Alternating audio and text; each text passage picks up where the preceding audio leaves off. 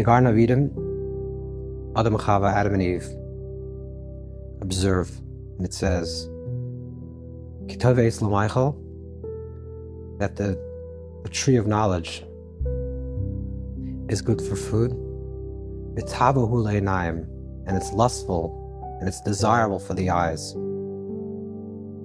And they see the fruit, and then eventually they eat from the tree of knowledge, even though they were told not to eat from the tree of knowledge, they eat from the tree of knowledge. This is called the chet eitz hadas, the sin of the eating of the tree of knowledge. And this had cosmic events and still has an effect on us today. There are two ways how we can look at things. The way we look at it through the prism of the chet eitz hadas, the way we look at it through the prism of post-Eden, after we were ejected from the Garden of Eden, is that we look at things and we see them, kisabu le'einayim, it's desirable for our eyes, and kitov l'maichel, we see that it has benefit.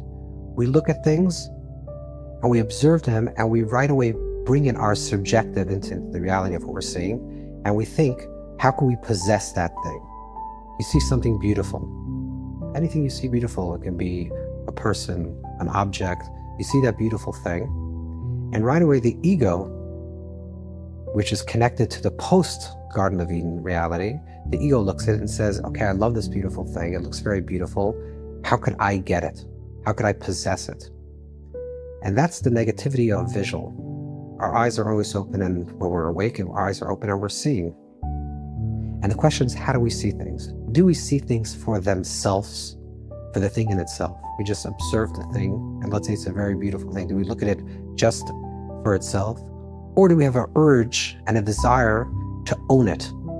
And that's the difference between something that's positive and versus something that's negative. Negative seeing is the moment what we're seeing is transformed from an objective reality to that's just very beautiful to how could I possess it? Which that can be terrible, and that could be a clip, and that could be something that's very negative. You see something beautiful, appreciate the beauty for its own. And then the question is, could I own it, and how do I own it? Then you're starting to enter into the world of the subjective, and that's exactly what the chet eitz hadas was about. That was exactly the sin of eating from the tree of knowledge. They wanted to internalize it. They wanted to own it. They wanted to possess it. The possession element of it is the negativity. The observation itself is the positivity. We go through life, and when our eyes are open, we see things. There are different visuals that we see. Some have a positive effect on us, and some things have a negative effect on us. And the reason why these imagery have a negative effect, besides the fact that they could be negative imagery of violence or other type of negative imagery that you can imagine is negative, that can have an effect on our psyche, on our way, the way we think, the way we feel, the way we act, because it enters into our subconscious in a very subliminal level. It seeps deeply into our subconscious, then we react, and we have these thoughts and these feelings and these reactions based on these visuals that we experience. That's one type of negative visuals that we experience in life. The other type of negative visuals that we experience in life are visuals that essentially on their own are actually not negative. They're just a visual, just a thing in itself.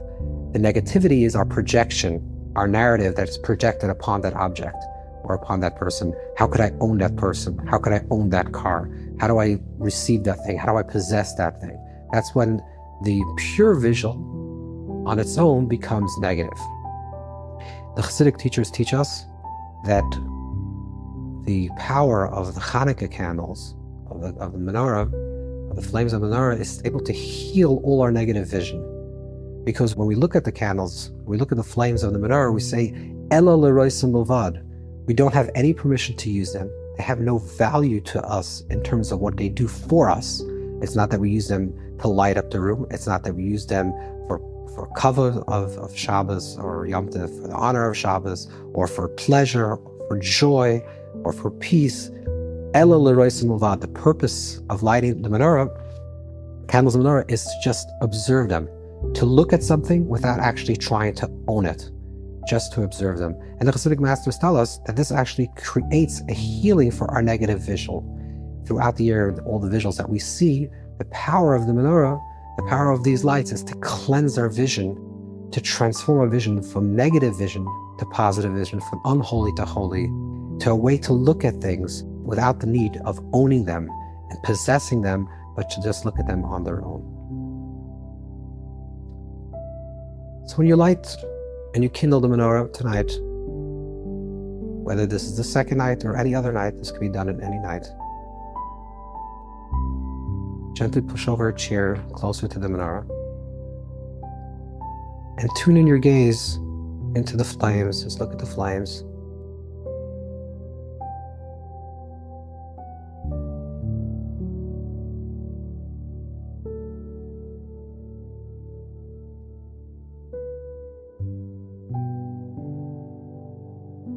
And allow the reflection of the light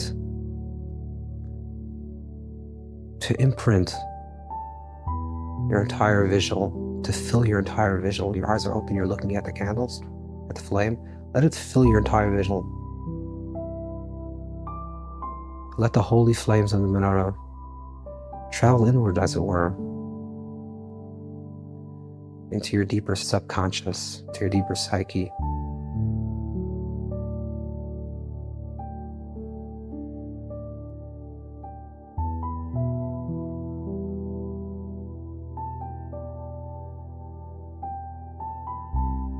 Cleansing yourself, purifying yourself.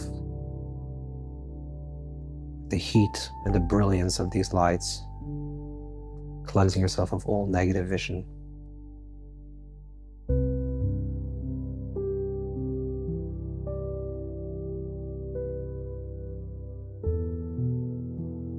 Now the healing lights of the menorah penetrate to every corner of your consciousness.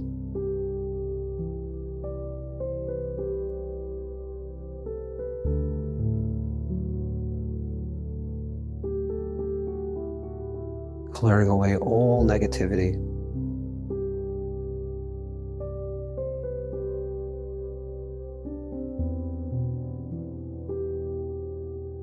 All negative imagery. Even imagery that you've seen and have a desire to own and possess. It's good to eat. I love it. It's pleasurable to the eyes, and how could I get it? Let the menorah lights, the flames of the candles, cleanse your vision.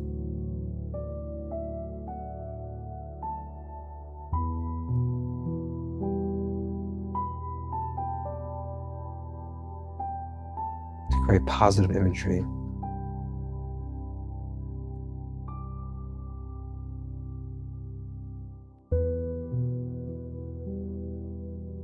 To see the beauty of Hashem's creation. That's what it is. Not an urge to own, to possess, to take hold, just to observe, just to see.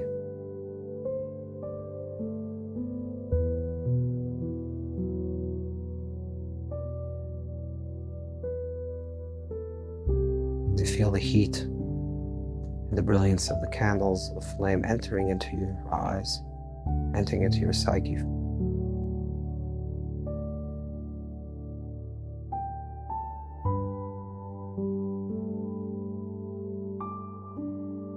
Cleansing you with purifying fires.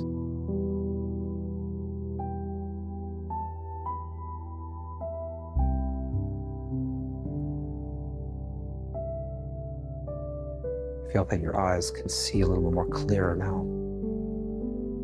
It's more real, more open, more transparent, and more holy.